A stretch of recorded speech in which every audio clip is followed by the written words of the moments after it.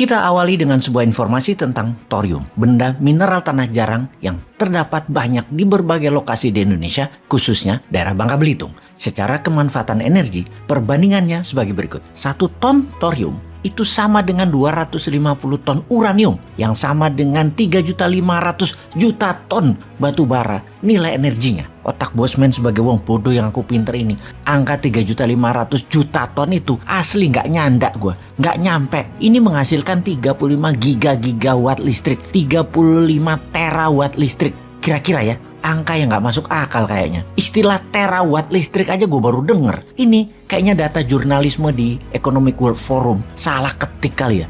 Apa yang terjadi kalau data tersebut benar? Indonesia terdata punya ribuan ton thorium. Artinya kalau energi dunia diganti thorium, dunia tidak ada lagi masalah dengan batu bara dan fossil oil yang dikuasai Timur Tengah, dikuasai Amerika, dan dikuasai Rusia. Selain lebih bersih, lebih murah, efek yang menakutkan adalah Indonesia jadi sentrum pusat energi dunia. Ngimpi kali ya.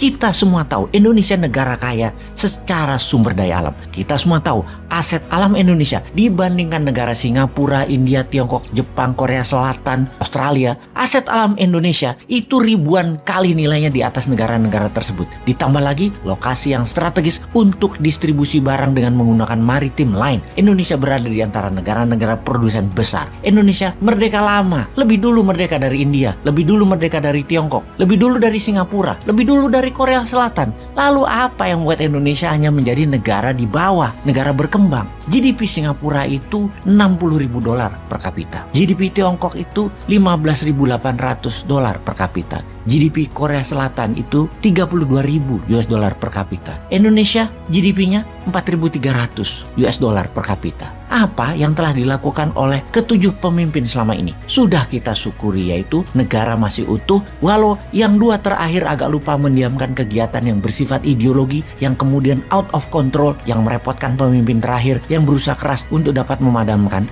namun malah memelihara oligar yang notabene malah menimbulkan disparitas, keterpisahan jarak antar kelompok, yang menjadi masih saling serang kampret kadrun yang melabel keturunan Arab di ujungnya penokohan calon gubernur. Dengan cebong yang keturunan Tionghoa calon gubernurnya di sisi seberang di tahun 2017.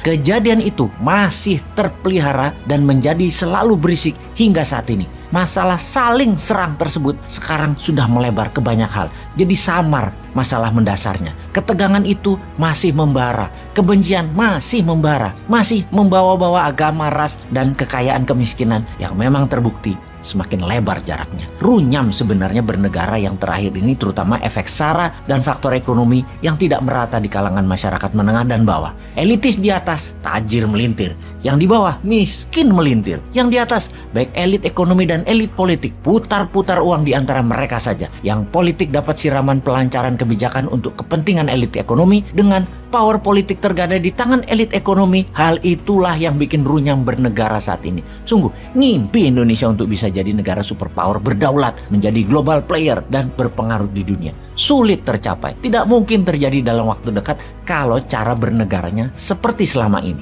Setelah reformasi, menumbangkan Orde Baru, ada 4 pemimpin yang menjabat yang belum juga menghasilkan cara membuat Indonesia menjadi negara kaya dan damai. Emang kalau Newman bisa? Newman bukan mau menjadi pemimpin tunggal, tetapi lebih membuat sistem ekonomi dan bernegara kekinian yang cocok dengan akar sejarah bangsa. Yang pasti, kalau Newman dapat mandat, Newman akan menerapkan apa yang Nelson Mandela lakukan. Walau dikekang 28 tahun, Mandela tidak dendam akan generasi atasnya dan orang-orang yang memenjara dirinya. Semuanya dimaafkan.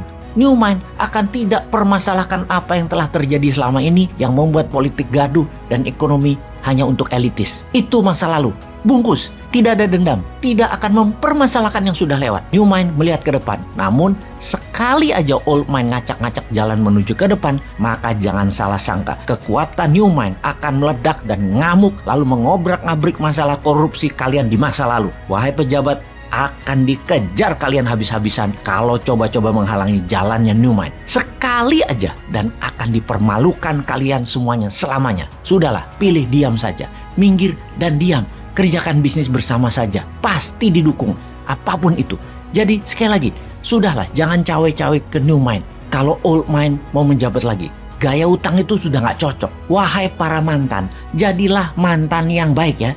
Diam saja, jangan komen, apalagi melakukan tindakan yang melambat-lambat Newmind bekerja. Kalian kan sudah diberi kesempatan selama 22 tahun, 4 pemimpin, dan sudahlah, istirahat dengan tenang.